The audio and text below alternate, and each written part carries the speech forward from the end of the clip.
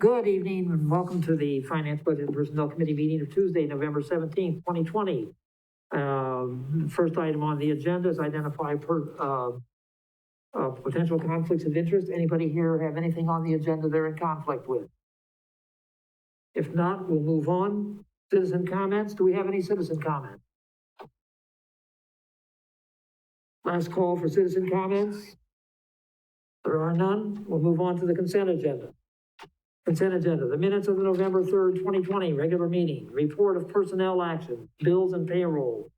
They are in your packet. Do you have any questions? If not, what are your wishes?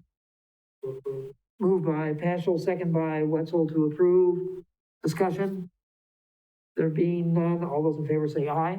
Aye. Aye. The motion carries 4-0. Next up is, there are no items removed from the consent agenda. Request to recommend approval of budget resolution number 07-2020, transferring $20,000 from the airport capital outlay fund to purchase a credit card reader for the Marshfield Municipal Airport. It says Dan Connect, but our airport manager, Mr. Geyer, is here. Welcome, Jeff. Thank you. Budget Resolution 07-2020 is transferring $20,000 from the capital outlay project for the purchase of a QT Technologies or a QT Pod M4000 credit card reader. We have a self-serve credit card reader at the Marshfield Airport that we use state and federal funds to install back when the ramp was being reconstructed in 2008. This credit card reader uses modem technology, and we've been informed by the company that it is no longer serviceable, that any parts that they do have now come from scrap units. We've been holding off on getting a new one because the state of Wisconsin, since they helped put this in, we, along with Marshfield, several other airports had the same system put in by the state. We were asking for federal and state assistance for it. The state said, go out, buy it, and turn in the bills, and we'll reimburse you.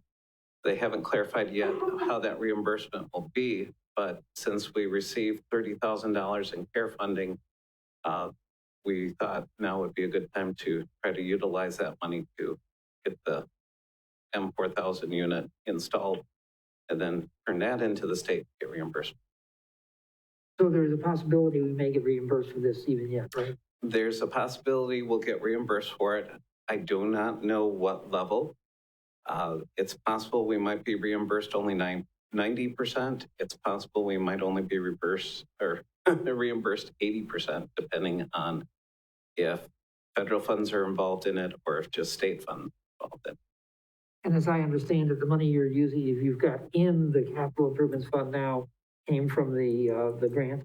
Came from the CARES funding, yes. That the Marshfield Airport, because of COVID, was eligible for up to $30,000 in CARES funding. We had to prove that the airport did spend $30,000, which thanks to the finance department and the city, we submitted to the Bureau of Aeronautics. They turned it into the Federal Aviation Administration, and the Federal Aviation Administration said, yes, we'll release the $30,000. You definitely are eligible for it. Any questions? We're open for a motion. Anybody have a motion to make? Motion by Wetzel for? Move to approve. Move to approve. Second by Paschal. Discussion? I should point out the new credit card reader uses new technology, so it doesn't use modem technology anymore. I get that lovely modem dial-up sound that you used to hear back in the early or late 90s, early 2000s. There being no further discussion, all those in favor, please say aye. Aye. Opposed? Aye. Okay, so carries unanimously. Thank you, Jeff, and thanks for the good work. Appreciate it. Next up is request to recommend approval of updated city fee schedule for calendar year 2021. Presented by Josh Miller. Josh, you're up. Thank you. Yeah, every year we come back to this committee and review the fee schedules and make sure that we're charging the appropriate fees. This process starts in September, so our staff sends out an email requesting all departments review their fees, and come back with any changes and then go through the appropriate committees. The only fees that had to go through a committee was the engineering division fees, which went through the Board of Public Works already this year. We started this process back in 2016. Somehow it ended up in my department's lap, so we get to do it. In January 1st, we are proposing to have the Evolve building permit software go live. So that will allow people to be able to pay for permits and apply for permits online. So they can do a self-serve online and wouldn't have to come to the building to do that, which works out well for our COVID situation. Both the development services, engineering division, and fire department will all be utilizing that program in some capacity. So to that end, we try to make changes that would help with that software transition. So as far as the proposed changes, there's not a lot of changes as far as the fees go. We are proposing to remove the accessory structure building moving permit of 12 feet or more. Essentially, we feel that is more of a right now that's in the building code section. That really is a function of Public Works because they utilize the streets for that purpose. And we would be changing that code when we change chapter 15 for the building permits and then also chapter 13 for Public Works. So there might be a gap in when we don't have that fee in place, but for now, we're proposing to remove it. We're also proposing to change the moving permit from a general moving permit to a relocation permit, which essentially that is a permit where a house, actually a physical house, is moved from one location to another. We really felt that really belongs into the zoning code versus the building code because a public hearing is required, and that typically happens during zoning approvals. And the reason you have a public hearing is to make sure that that house fits in with the neighborhood. Really, it's more of a function of zoning versus building code. So the other proposed changes involve engineering division. They're changing driveway access permits. We're split into two types of permits, to curb and gutter and street access and ditch street and culvert access permit. So those would both be $20. That's really just split up for clarity. We helps us understand how the permits would be applied. Sidewalk grade is changing from $20 to $0. Erosion control for less than 1 acre is being increased from $20 to $25. Non-residential industrial for stormwater management over 1 acre is being decreased from $150 per site plus $25 per lot to $100 per site plus $25 per lot. Residential subdivision plat is being increased from $25 per lot to $100 per site plus $25 per lot. The overweight permits are also being changed. The single load permit would be removed. 1 day permit would be reduced from $20 to $10, and a month permit would be increased from $80 to $100. We're also changing some language in there from from a sprinkler permit to fire suppression permits. That's mainly to be consistent with our Evolve software conversion. So with that, staff is requesting to approve the proposed change and ask that you direct staff to create a resolution for common council consideration.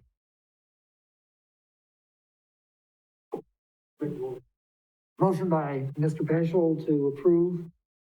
Is there a second? Mr. Witzel, a second. Discussion. Mr. Witzel. Thank you, Mr. Chair. Quick question relating to those building relocation fees. You said that the accessory building fee was here and it's getting moved out because that has more to do with street than moving it on a street.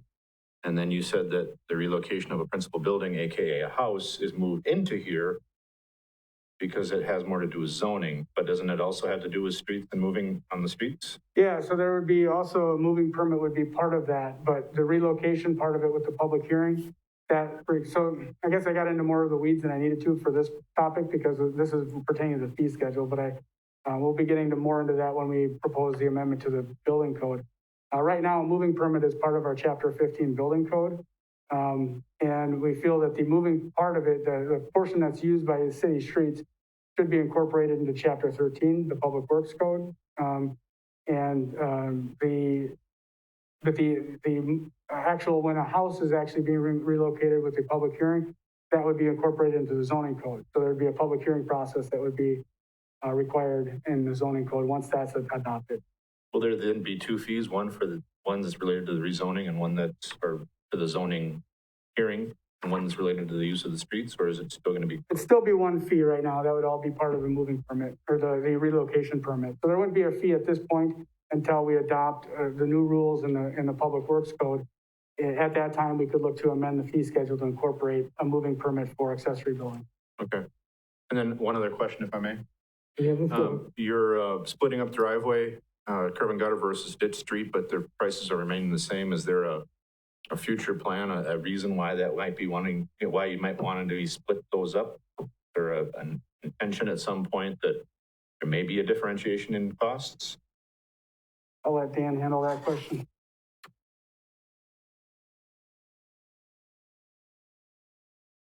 I don't think we have a reason to change or to charge differing prices. It's more for clarity so that the homeowner knows, what's involved in the permit. I've lived on a ditch street. What does my permit get me? I've lived on a curb and gutter street. What does my permit involve? Just a little clearer to know that you have one for each type of street. Because we've had confusion in the past about what's the permit for? And on a culvert, a ditch street, of course, it's for setting the culvert grades and so forth. And on a curb and gutter street, it's for cutting the curb and opening up another opening in the curb, essentially. So it's really two different things. And in the past, we had them all lumped together, and this just is clarity. So it's really going to make it easier to understand the Yep. permit given once that fee's been paid. Yep. Okay, thank you. No further questions. Thank you. Mr. Paschal, anything? Becky, anything? Just one question, Josh. Are all these fees in the current budget, or is this going to be something that is going to be, is outside of the budget? No, they're all part of the current plan budget. We didn't really change a whole lot, so there's very nominal change. I know from our department, we looked at our fees, but we know with COVID and the situation we're going through, we didn't feel it was a good time to make a lot of changes, but we do foresee that coming because our costs are far exceeding with publication costs or mailing notices.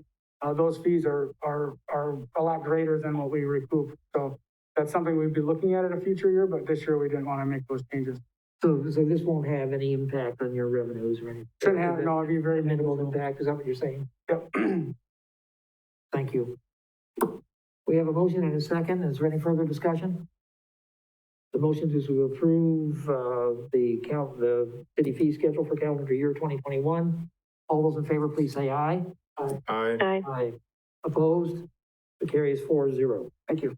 Thank you, Josh. Next up is the request to recommend approval to refill vacant equipment operator 2 and equipment operator 1 position, street division, presented by Chris Hawley, who is taking squatters' rights on the podium. Go ahead, Chris. Thank you, and good evening, everybody. I apologize for the very brief memo here. It always seems to happen on a Thursday afternoon or a Friday morning before the agenda packet's due here. But I just want to let you know we had another unexpected resignation on Thursday, November 5th, and then on Friday morning on November 13th, 2020, we had another resignation. The gentleman that is leaving on November 5th is one of our latest hirees, and he's moving on and working for the railroad. And the gentleman who gave me his resignation on Friday is a 3-year vet who works concrete on the side, and he's going to go out on his own. So with that, the street division would like to advertise for both the EO1 and EO2 positions. I believe we have interest internally. I know we have interest internally for the EO2 position, but I didn't want to limit the pool just to get some qualified candidates for the EO2 position also. I have attached the request to fill the EO1 position presented at the Finance Budget and Personnel meeting dated 10/20 of this year. Just to give you a background on our EO2 employees, they're more experienced employees and operate our larger equipment, such as graders and end loaders, and take more leadership and responsibilities in their daily tasks. They're responsible for the safety of the crew and public when operating these larger pieces of equipment, and they lead and supervise their crew when the supervisor is not present.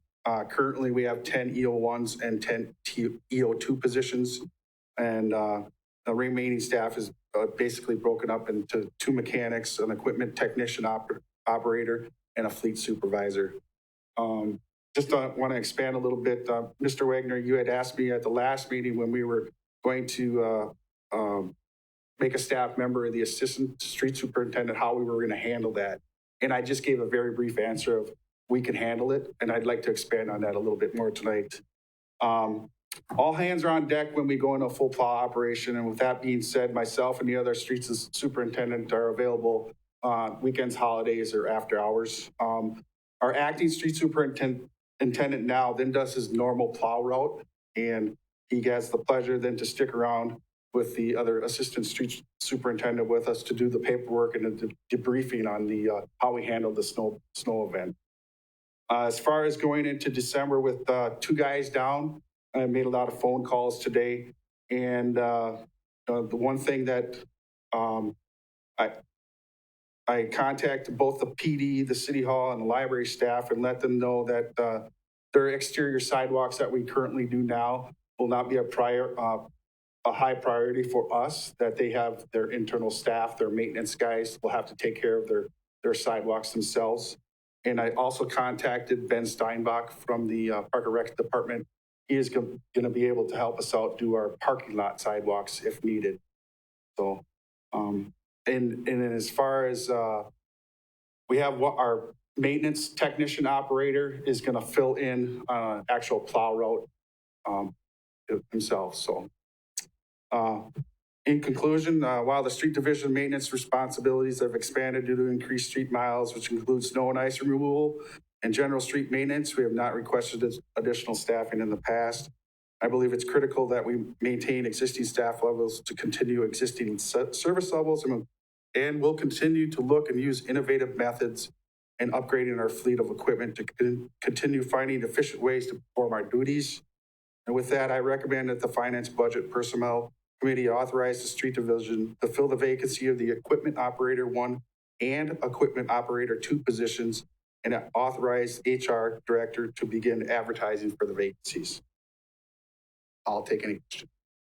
Is there a motion on the floor? Motion by Mr. Paschal, I assume that's to approve. Oh, yeah, winter's coming. Yep. Is there a second? Is there a second? I'll second. Mr. Witzel. Open up for discussion. I'll second it. Mr. Wetzel has the floor. We have a motion and a second. Go ahead. Okay, thank you. Could you let us know the status of the assistant street superintendent recruitment? I can't hear. Sorry. I believe the position is posted. We have the acting assistant street superintendent in place at this point. So we'll be accepting applications and looking to fill that role. So we're not very far along that path right now. Not yet. Okay, so we don't have any idea if that's going to open up another position internally by having somebody from within get promoted, or if that's just filled. Not yet. Okay. May I ask just one? Yeah, feel just a free. quick follow-up to your question. Where is it posted? It's posted on our city website, I believe. I can pull it up here quick. Is that the only place it's posted? No, when we post on Facebook. We post on the JobNet. We post on Indeed.com. And so we typically get a pretty good response for all of our postings. And with those, sometimes they go to other websites as well. JobNet is one where it is always posted. Thank you. And it's also posted in League of Wisconsin Municipalities. Okay. Mr. Wetzel, you still have the floor. I'm sorry. Thank for you. the interruption. All right. So, and forgive me, I was looking through the report of personnel actions, and I'm not really certain that the individuals that you referenced having resigned are reflected fully in here, because I don't see an EO2 that is identified as having resigned. But you have a potential EO1 that could move into an EO2, but you'd like to open it up to see if there's better candidates, which I fully understand. You also sat through 4 long meetings of budget, so I'm sure you're very aware of where we sit with that. What I'm kind of wondering is if, I'm not saying that we're not going to do it, but if we didn't fill one or both positions, that's going to have an effect, obviously. You've already identified the potential lack of coverage for some of the sidewalk cleaning of some of the entities that you take care of. It would also affect the the response time for clearing all the roads, because we are getting into plow season. It would also likely result in some level of overtime, I would assume. Do you have an idea of what kind of an overtime impact that would have? Well, if we are at full staff, or the way I have it set up right now, it takes us a normal, it takes us about 6 to 8 hours to do a 3-inch snowfall. Anything above that, then we start to get into the overtime if we're working normal time. Our sidewalk route, we have one guy that's gonna be doing sidewalks, that they will have to wait. Normally, he'll be on Central Avenue doing bump outs and stuff, and then when he gets done with that, then he'll start on the sidewalk route. There may be a delay in when all our other sidewalks are cleared, 24 hours or so. Okay. But, yes. The other thing, we were pretty much short-staffed all summer this year, and we got a great assistant supporting cast, and sometimes our assistants were out doing concrete work, doing curb and gutter work, and sometimes they were sitting on a roller, running a roller, packing the road down. So is it safe to say that right now you're actually 3 people understaffed? Because you have one that's filling Yes. in as the assistant? Yes. Okay. Yep. Thank you. Thank you. Ms. Buros, you wanted to be recognized? Yes, thank you, Chair. If everybody could just kind of speak straight into their mics. I mean, everyone's turning their heads and it's really difficult to hear, but that's not what I was going to bring up. I kind of want to look at the bigger picture of this. Chris, it feels like you're coming to this committee a lot with employees who are leaving, and it's a shame because I know that it costs a lot of money to orient and bring in new employees, and then they just turn around and leave, and that's kind of wasted money. Is there any plan to sit down with your staff, with your entire staff, maybe with Jen accompanying you, and trying to figure out why people are leaving? I mean, I know that you said, hey, this one has going to the railroad and this one's this, but is there something deeper that's going on that we can kind of check to make sure that there's satisfaction with jobs and it's not just all about pay, but that if there's anything else going on? Because it feels like we've had quite a large turnover in your department. Yes, yeah, we can do that for sure. I think one of the main factors is the workforce is changing so much. You know, construction companies are finding it harder and harder to find young people to do this type of work. I know Treeweiler Construction struggles to retain their employees, and once they get a good one, they're kind of handpicked, and they can pretty much choose the job that they want to do. The competition for the pool of qualified candidates is shrinking, and the type of work and the workforce is not as desirable. So, but yes, we can do that. Rebecca, did that answer your question? Yeah, thank you very much. Well, and a follow-up to that, Jen, do you do an exit interview with street department employees? I do exit interviews with every employee. We make them available. However, with 2 of the most recent departures in the street division, 2 of them quit without notice. And so there wasn't, one did not come in for their exit interview and the other one left and started their new job before one could be scheduled. Okay. I think those exit interviews are important when we can get them, because I think that would answer a lot of the questions that Ms. Buros is asking and perhaps shed some light on this for Mr. Howley also. Yep. Yeah. Okay, sure. Well, the one thing I do want to say is it's not like a isolated incident here at the city of Marshfield. Talking with my other peers in governments in other cities, they're having the same issues also. I just talked with the city of Wausau street superintendent earlier this summer, and he had 5 openings up at one time this summer. So. Is there any further discussion? Mr. Witzel? I'm afraid that the trend of short tenured employees is the wave of the future. I'm afraid that younger generations are hopping jobs because that's how they can potentially increase pay at a more rapid rate, and they don't seem to have the same level of ties to communities or those kinds of things as has happened in the past. So I'm afraid, as much as we might make things appealing and all that, that this is just a trend that we're going to have to start getting used to and continuing to battle. I also am afraid that you have the biggest department outside of public safety, and so you're the one that potentially looks at taking a hit if there's going to be any kind of personnel cutbacks, which good or bad. I mean, I think that's kind of the direction that things are heading, but I'm kind of inclined to say, let's try to get one, see how that goes. And then if things are backing up bad, let's pick up the other. But the thing that I'm a little concerned with is that if we say, go ahead and fill the the EO2, that you're going to then bring from outside rather than promote from in to keep your ranks thicker, because it's going to take longer to get new staff in. So I really don't know how to approach that. But I'm struggling with a lot of hiring all at once, I guess. There's one thing I want to add. I think Mr. Wetzel might be right. This might be the wave of the future of shorter-term employees. We may want to look at doing something that is very common in law enforcement, and that is maybe creating an eligibility list of qualified EO1. So that if we have short notice or short fuse, we can hire from an eligibility list as opposed to going out and starting the entire recruitment process all over again. I don't know if it would work, but it seems to me that having a list at your disposal would be a handy thing to have. There might be some drawbacks to it, but maybe even having some way of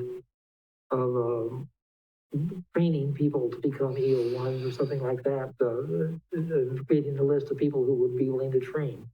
I don't know, but I agree that this is going to be a problem for us in the future, and I don't see any alternative to what is being recommended here. So I think we're probably going to have to go ahead and go with it. So, Mr. Wetzel. In thinking about this, I think I'm going to support this primarily because you are currently 3 people short, and I think that there potentially is going to be some moving within the department. So I'm going to go ahead and support this at this time, but it's, in a tight budget situation, it's really, really tempting to say, let's hold off a little while, but I'm going to go ahead and support this today. Can I make one last comment, Honorable Chairman? Go ahead. I think what we learned in the last round of interviews was choosing the right person that wants to come to the city of Marshfield to make it a career. I think we chose need at the time, middle of summer, needed a young guy, do concrete work.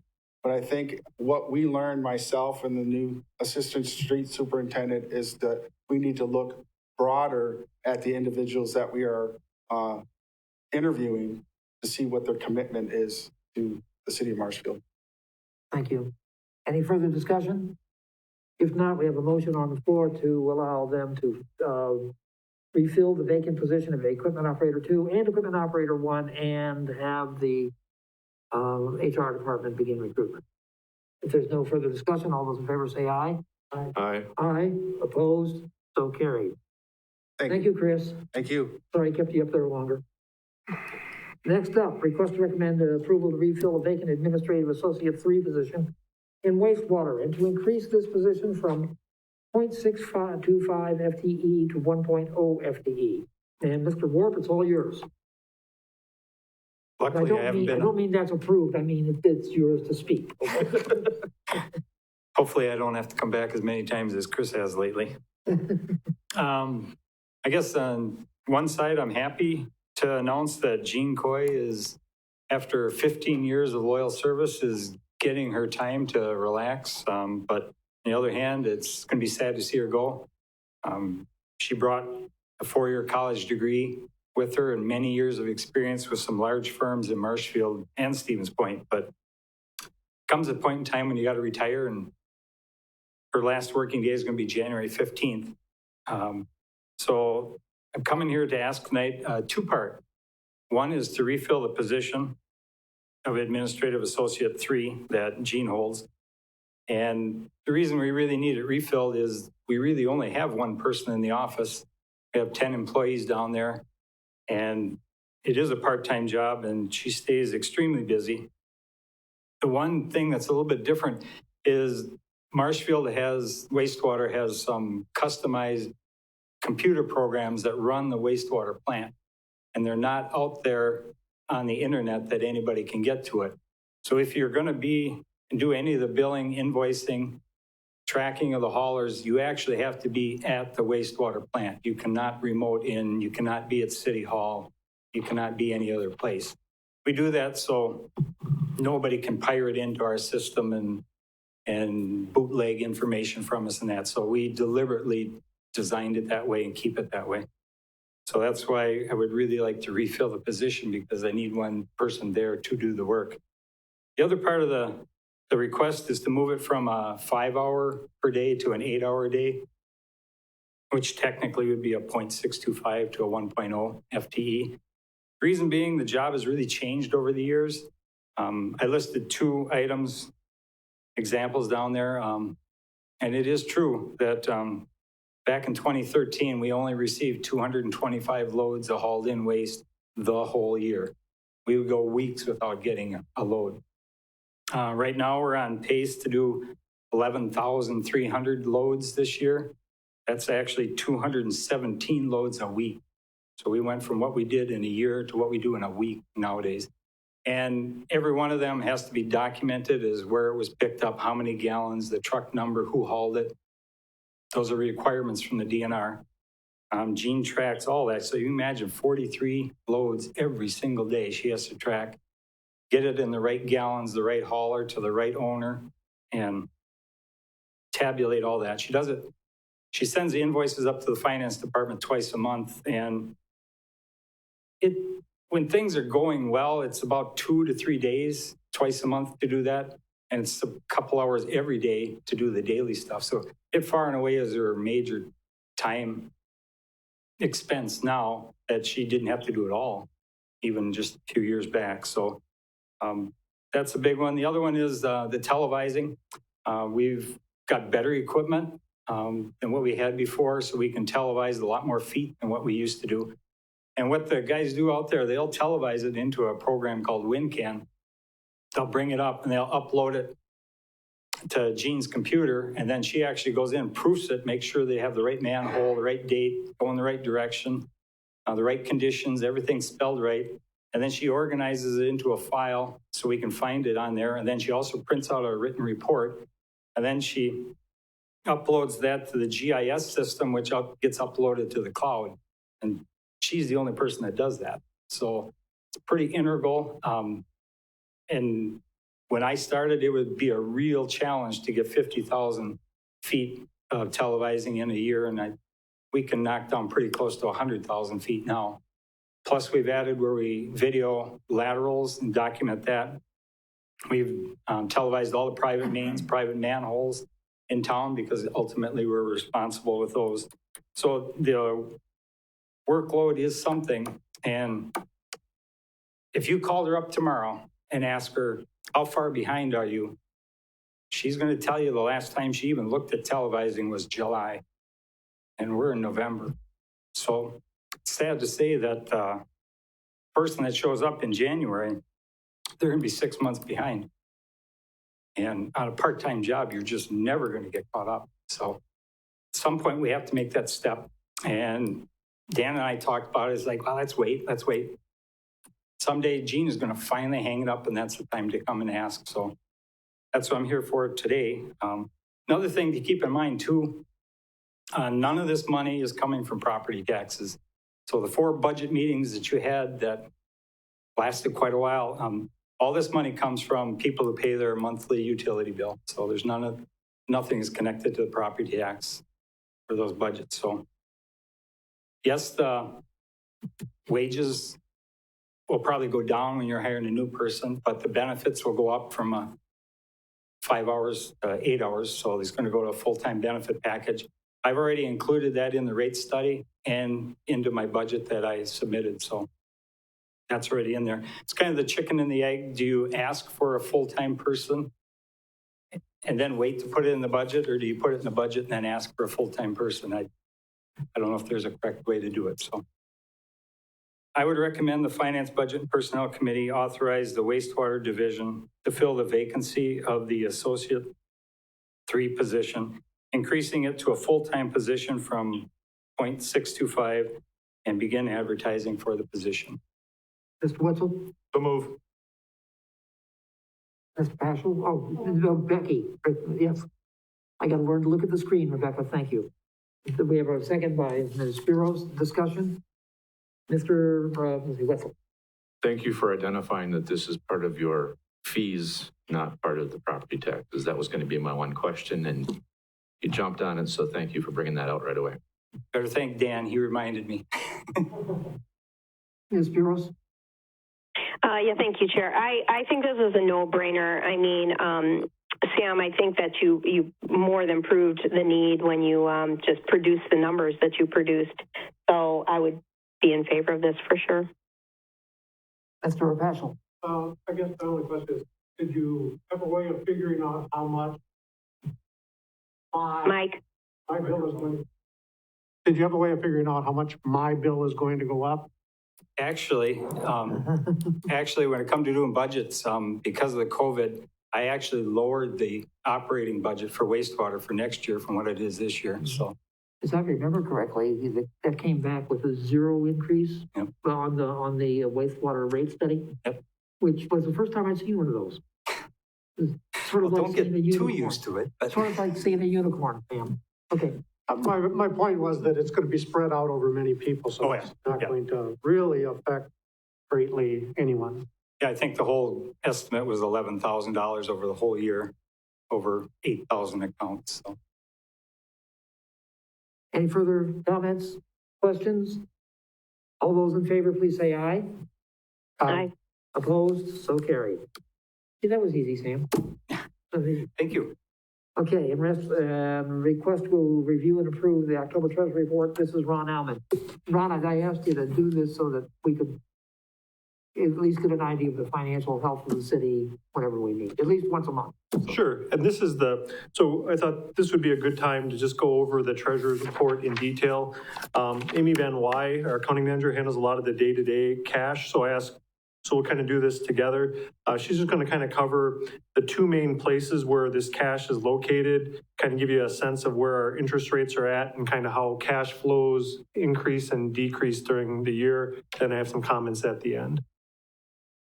All right, so locally we have one checking account, which is at Citizen State Bank of Loyal at the Marshfield branch here.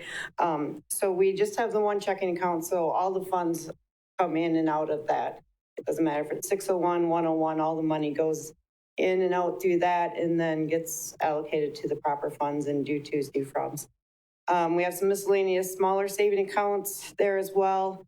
We're collateralized at $3 million. So before we used to keep more money in LGIP, but with interest rates, now we try to keep the balance at CSB higher. So last year at the bank, our interest was like 2.68. Now it's at a floor, which it won't go below at 0.5. So that makes a big difference in our interest every month. The bulk of our money is in the local government investment pool. It's pretty low risk. We have 3 accounts in there, one for general, one for wastewater replacement, and one for wastewater debt service. That interest rate has dropped to 0.1. Last year it was 1.92. So a little bit about what happens throughout the year. January, we have tax collections, but we also have to pay the other districts. We get the DOT aids in. February, we're still kind of dealing with taxes. March, the debt payments go out, and that's principal and interest. May, the borrowing proceeds usually come in. It depends on when we go out for debt. And then May through September, it's mostly going out due to construction. August, we get tax settlement money in from the county. September, there's debt, which is interest only. November, just yesterday, we got the shared revenues in, which was like 3.7 million. And then in December, of course, we're taking in lots of money again, and we also, for taxes. And then we also have the utility pilot, and that's usually about 2 million. Okay, so that's just Any kind of, questions any on that? questions for Amy? Yeah, I do. Just one that what bonds do we have? What kind of, the 6,000, I mean, that's an insignificant amount, but what is it? Some of those, I think, Deb, you might know a little bit too, like some of the vendors that have to have, Oh, these aren't bonds that we hold, these are bonds that people put on us for performance. Okay, performance bond. yep. All right, thank you. Okay, go ahead, Ron. Okay, thank you, Amy. Yeah, and if you didn't catch it, our good interest rate is 0.5% right now, and our bad interest rate is 0.1%. So as you recall from the budget, we docked our interest quite a bit and still might be a little optimistic. So a couple other things with our cash. LifeQuest does our ambulance billing. So we have a bank account in Watoma, their headquarters. So they do all our collections, credits, refunds, all those kind of things. So we set up a bank account there so they could deposit locally, and then they once a month transfer it to our Loyal account. Previous to that, we were kind of a high maintenance client that they'd have to remote deposit everything they had from Watoma to Loyal. So it's just kind of a streamlining thing. So if you take a total of the cash, at the end of the month, we can add up fund by fund or 28 or so funds that how much each fund individually has in cash to come up to the total. And where the TIDs kind of play into this is kind of important to keep in mind is two of our TIDs, TID 5 and TID 7, have negative cash. So that means like this year when they collect cash, it'll come back in and then they repay the general fund. So basically for TID 5 and 7, all the money they'll take in this year is kind of an IOU to the general fund.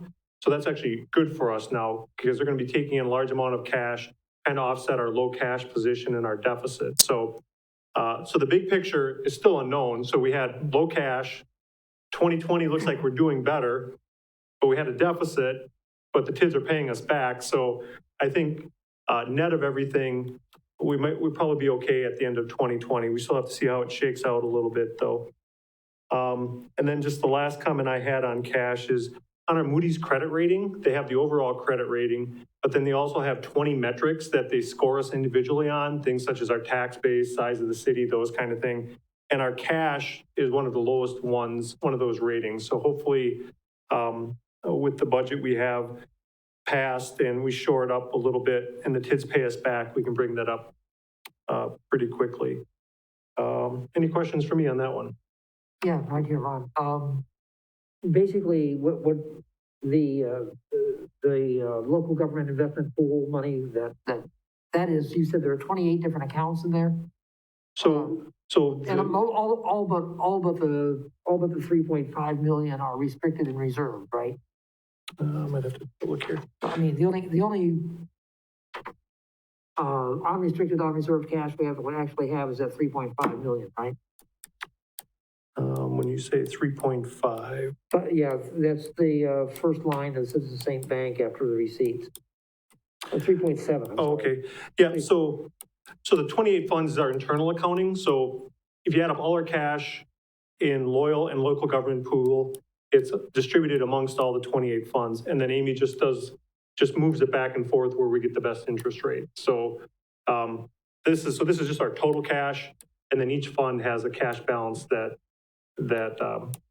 would be in the monthly financial reports that we put up. Right, and the question I had was, that's pretty much restricted or reserved fund, right? Pretty much, except for... No, so the way, if you want to talk restricted and reserved, you have to kind of go fund by fund and see what it's for. So the 101 has a little bit restricted for continuing appropriations. All our special revenue funds, such as communications, are generally restricted for the purpose of that fund. And then the capital project funds, for example, probably have some, it wouldn't be reserved on the balance sheet, but we keep track of stuff that needs to be spent out of the year-end balance. And then someone like Sam's fund has equipment replacement fund, and that's kind of, so you have to go fund by fund. Yeah, so what I'm saying is those are, what was the GASB thing that said that you had to classify those funds differently, like that? So these would be funds that are held for a specific public purpose, and they can't be used for general fund activity or operations activity. I'm not familiar with which one you're referring to there. Okay, I don't want to crawl into the bushes on that one either, so we'll just leave it for a conversation later. Sounds good. I can look it up and maybe update next time. I think it was 54, but, okay, go ahead. Do you have anything else, or? That's that. Okay, Mr. Witzel? Thank you. I think I got to talk on everything today. I just am in that mood. What? You said TID 5 and TID 7, I believe it was? Correct. Are repaying the city. Do we have any idea how much and for how long and what the total amount will be and how that'll help us in the long term? Yeah, absolutely. So you often hear the auditors, and maybe sometimes I talk about, they call advances because basically it's an IOU. So at the end of 19, TID 5 owed about $2.6 million back to the general fund. But that's Mill Creek Business Park is doing incredibly well, that we expect that we could close that TID in 2023. So 3 years, it's paying back, several $100,000 a year. The second one is TID 7. At the end of 19, it was about $920,000 that they owed back. And what we did in 2020 is we, as a part of when we did that big refinancing, we donor transferred a bunch of money into TID 7, kind of even it out. So by the end of 2021, that one should be paid back too. So at the end of 2021, we'll just have TID 5. So it's coming back fast. And that really helped us with Moody's. So we're looking at about 3 million-ish between the two? About 3.5. Oh, 3.5 million. Nice. Thank you. Ron, I think that's the first time since I've been back on the council since I've heard good news from you. That's been wonderful to hear. Thank you.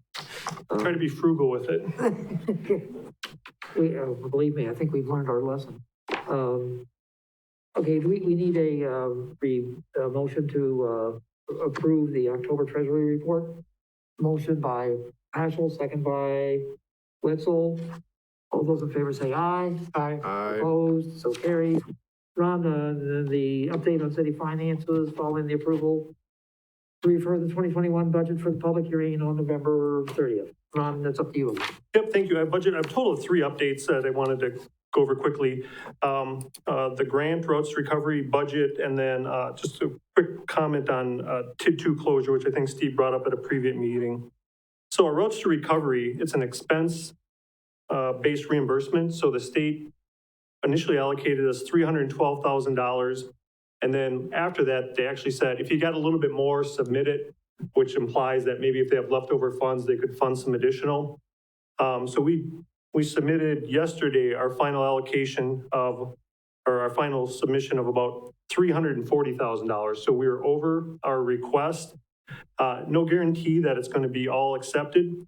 The biggest part is, if you recall, streets, wastewater, and PD, you approved those shifts to kind of keep them separate. So essentially we're paying, just example, one shift, we're paying 80 hours while they work only 60.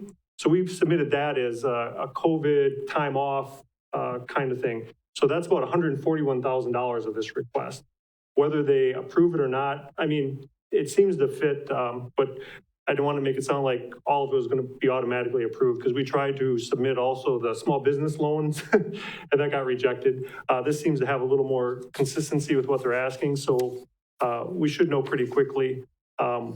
We didn't submit all that to this last one because it's a ton of documentation. We wrote a really long description, and then we have it by person, by hour, by day. So if we get any questions, we're able to support that. So hopefully though, if that makes sense to those, about $340,000 in grant. And besides that, excuse me, Deb had tons of election expenses. We repurposed a lot of city staff to help out on elections, a lot of personal protective equipment, police and fire here, dividers, touchless water stations.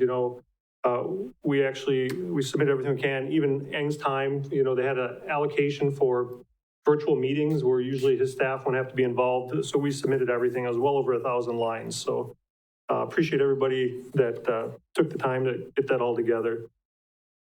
On the budget, so we published our public notice for the hearing on 11/30. I ran it through the levy limit calculations. We are in compliance with our levy limits. So the way it ended up is our debt service, we do have, for the first time since 2012, by my count, we're funding our debt correctly and fully. So we have a zero budgeted deficit in the debt service fund. The general fund deficit, we worked all the way down to about $700,000. I think 709,000 to be exact. And that puts us in a really good place. We still have to be vigilant, but we can work that down over the next couple of years. The other part I wanted to mention there is, and I think you've got the sense, is I get little dribbles of information as I try to put the tax bill together. So last year, the gross rate, which is the city, county, school district, and the tech, went up 3.05%. And that's before a school levy credit. Right now, with all the information I have, I'm waiting for the tech to give me their information. The gross rate looks like it's going to go up 3.27% citywide because the other jurisdictions are down relative to us. And that's informational. Obviously, every entity, including us, we need to meet our own needs and our goals. But I just thought that was a piece of information I wanted to pass along. And I'll update that when I get a little better information. Any questions on those two items? Anybody? No, that's very helpful, Ron. Thank you. And the last item, TID 2. So TID 2's been paid off for quite a while. We've just been using it to donate to TID 5 and 7. So we'll have a future agenda item that we'd be looking to close it. We initially talked about a affordable housing extension. And I guess given the budget, we'd really prefer to just get it back on the tax roll. We'll let you decide. So we would close it in 2021. The other options it could donate to TID 5, which doesn't need it, it's going to do well. And it could donate to TID 7, which also is doing really well. So we run a lot of scenario analysis, such as TID 7, what if the value went down 10% every year starting next year? It still makes it to the finish line. So TID 2 is small, so small that it doesn't move the needle quite a bit on either one. So that's just an informational one that we'll bring that forward. And it's a really long deadline. We just have to have a resolution by April 15th of 2021. So, and we'll probably wait till we're a little closer to that because it starts a clock on certain other events. But sometime we'll probably put it on the agenda for discussion, get your okay, but then the resolution would be like January, February, March to move it forward. I do. Go ahead. I do have a quick question. Maybe I could give if the TID is closed out and there's a surplus in that TID, the proceeds have to be distributed between all the taxing entities. And so basically whatever's in there gets split up, 5 ways? Something like that? Correct, but it is a donor TID. So if we were consistent with all our previous years, we would just donor it to zero and close it. So we donor to TID 7, have a zero balance, and close it. We aren't required to have a meeting of the entities like we are when we form a tax increment district, when we close it out, are we? No, I mean, we would just notify and they'll be thrilled. Because Pat Sauerman claims I'm never ever gonna, if you're watching this, Pat, I'm never ever gonna close a TID, but we are. Mr. Whistle? I didn't answer your question, I'm afraid. No, thank you. I'm sorry. I know that we had talked about the affordable housing option. Which TID, remind me, because I have a really hard time. Which TID is TID 2? TID 2 is it's called the Purdy Building. Okay. And so if we were going to do that affordable housing situation, what would we be looking at for the monies available from that TID? So it'd be 1 year of increments, so it'd be about $115,000. Okay, and the next up is to close will be TID 7? TID 5 in 2023, most likely. Okay, and what would that amount be if we were to do affordable housing with TID 5? I should know off the top of my head. I want to say it's about $800,000, $600,000 to $800,000. I can't remember if the state, there's some property aids that go in there, but the increment itself is $600,000. I don't know if the other part counts, so it's between $600,000 and $800,000. Okay, because it was my understanding as we were looking at this as a possible option, I don't know, about a year ago, we started, I think, talking about some of this, that TID 2 was going to be kind of our dry run to see how it worked before we got into a bigger pool of money with TID 5. So is that just no longer thought to be a viable option? Yeah, Josh and I talked about it, and we'll certainly give you the option. We'll lay out the options if that's something you want to pursue. We just thought at this point, we were going to give priority to getting it back on the tax roll. And then when TID 5 comes around, we'd look at it separately. I mean, it's still a viable option, Is but that an effort to appease the other entities? no, it's mostly me. We got an opportunity to put something on the tax roll. Let's do it. I will add to that, the Joint Review Board will be very pleased with us to see a district close. It's come up many times in our annual meetings when our district's going to start closing. But as far as the thing with affordable housing, I think, and we'll talk about this when it comes back on the agenda, but that's not a large amount of money, $115,000. And, truthfully, with the financial challenges we're facing right now, we kind of thought maybe we might look out a couple of years to a larger amount to maybe be in a better position to look at a project of that nature. But we'll talk about it when it comes back to this body. Well, the other point is there too, it's good to get the stuff back on the tax rolls, but the first year we can only collect 50% of the value of the tax roll. Is that correct? No, we collect everything because they're paying their taxes. Right. Just like anyone else, where the 50% comes in is we have a levy limit of net new construction. So it'd be net new construction, plus we get only 50% of the terminated TID value coming on. So it's like net new construction, but we only get half credit for it. And that essentially adds the levy limit more than anything else, right? Right, yep, it's just a levy limit check. So they still pay their taxes like normal. Thank you. Do we need an approval on that one? We don't think, but do we have any items for future agendas? Okay, if not, we'll entertain a motion to adjourn. Motion by Tashel, second by Wetzel to adjourn. All those in favor, aye. Opposed? Aye. And adjourn.